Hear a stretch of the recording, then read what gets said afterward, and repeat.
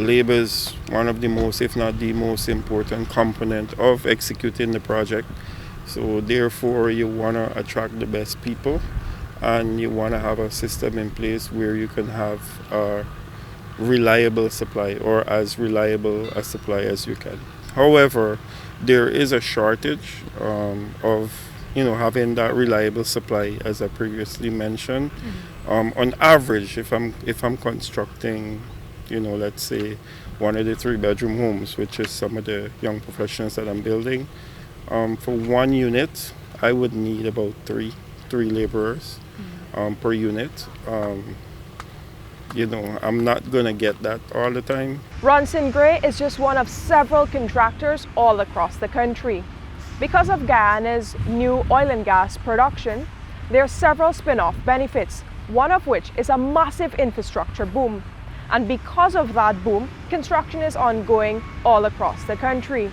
And as Ronson explained, there are labor shortages associated with heightened construction activity.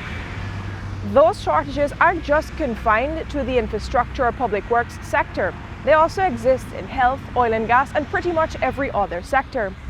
So what really are some solutions to this problem? I'm hoping that, the powers that be would explore importation of workers.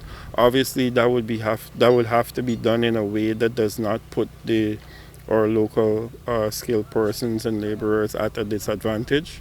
But there is a need for supplemental labor. It isn't a far-fetched solution.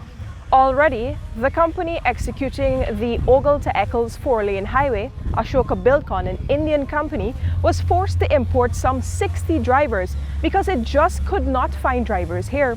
And the company was able to show the government that its work would be severely impacted without importing those drivers. That's why work permits were granted. Importing labor is something the authorities have been discussing. According to a 2021 report published by the International Office for Migration, Guyana needs between 100,000 to 160,000 workers in the medium term. So where will those workers actually come from? It was recommended that Guyana could consider importing some of those workers. The report pointed out that Guyana's population of people who are of working age is just about 275,000. The available workforce is much smaller. So even if Guyana was able to harness all of its unemployed, underemployed and discouraged workers, the report stated that the labor force may only increase by 63,500 people, a number still shorter than what the country needs. So it was suggested that Guyanese authorities seriously consider importing labor. Foreign Secretary Robert Prasad has been involved in discussions on mitigating Guyana's labor concerns. According to him, the government is seriously considering a review of the immigration policy to potentially lead to an import of labor or a greater import of labor. He, however, emphasizes that a migration policy is part of a much more complex issue addressing labor needs. There's always the debate, and sometimes it can be controversial, as to how much foreign input do we want to have in our human resources bank, and how much more can we do in terms of ensuring that Guyanese, and when I say Guyanese, not only those domiciled in Guyana, but Guyanese in the global diaspora, that they too are given the opportunity.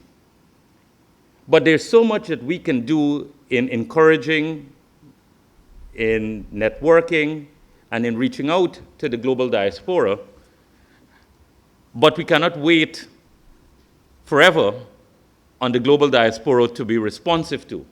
Allowing the greater importation of workers is indeed a complex issue. But it's not the only solution to Guyana's labor needs. In fact, the authorities are mulling several other solutions.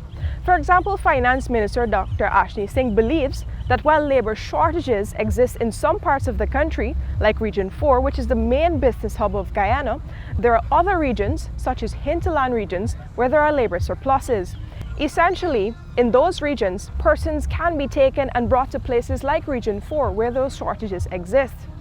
But for that to happen, Dr. Singh believes that key things need to be in place. That is, those workers must be incentivized. So companies looking for workers, he said, should explore providing incentives such as accommodation options for those workers. Additionally, he says if transportation services are provided, workers from outlying areas may be motivated to come and work.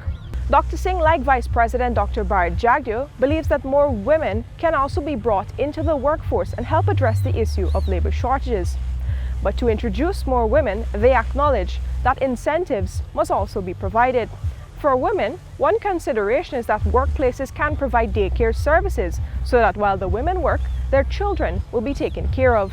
The solutions mentioned just before are part of a focus to address the labor shortages problem now. Obviously, construction is ongoing all across the country and the labor needs are great.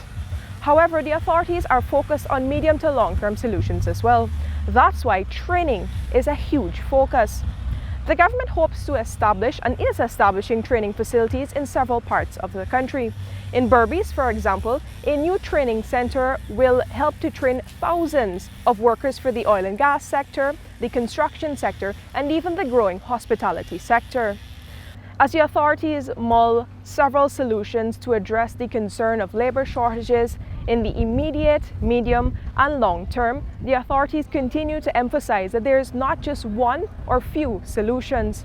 In fact, they believe that an all-round policy to address labor concerns and Guyana's labor needs must be developed.